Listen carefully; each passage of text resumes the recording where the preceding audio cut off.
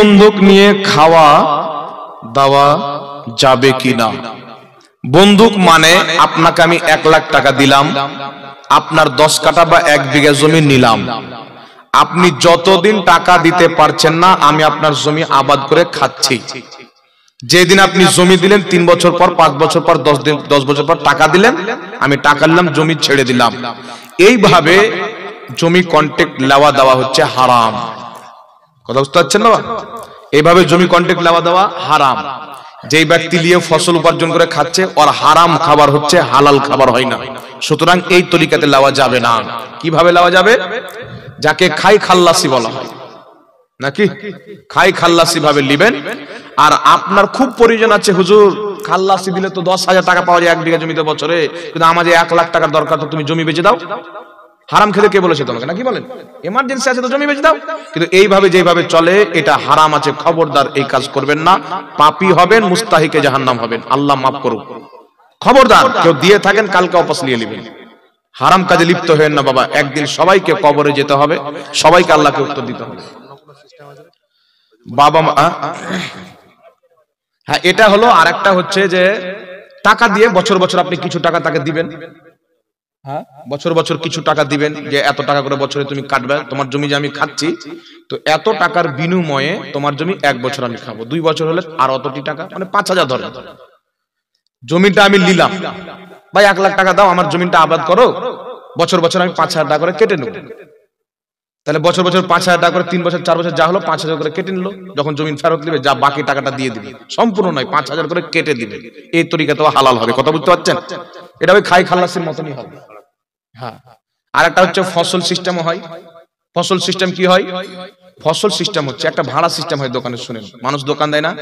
এটা ধরেন যে মাদ্রাসার 4টা দোকান আছে, 50,000 টাকা করে নিয়ে এলো, টাকাটি রাখছেন, মাদ্রাসায় লাগিয়ে দিয়েছেন, মাসের মাস লিচ্ছেন। তো যেই টাকাটি ডিপোজিট যাকে বলা হয়, যেই টাকাটি নেবেন আপনি ব্যবহার করতে পারবেন না, ওটা আমানত থাকলো, যে আমার আপনি যে জমিটা ওনাকে দিলেন আর উনি যে আপনার জায়গাটা দোকানটা ঠিকঠাক রাখবেন বলে 50,000 আমানত, ও টাকা ওরকমই রেখে দিতে হবে।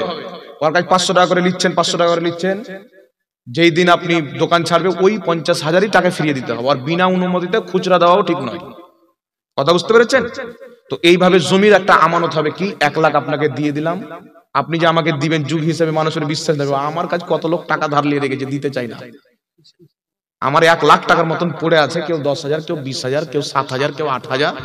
ওকে ফোন করেন তো মনে হচ্ছে আমি ওর কাছে পায়ে তেল লাগিয়ে ধার চাচ্ছি, কিন্তু ওকে ধার নিয়েছি, পাবো তাই চাচ্ছি, ও চাওয়াই বাদ দিয়ে দিয়েছে। বুঝতে পারছেন? এই জন্য গ্যারেন্টির জন্য জমিটা দিয়ে দিলাম, 1 লাখ টাকা দাও, যেদিন তোমাকে টাকা দেবো সেদিন আমার জমি ছাড়বে। তবে আপনি জমি আবাদ করতে পারবেন না, পড়েই থাকবে। বুঝতে পারছেন?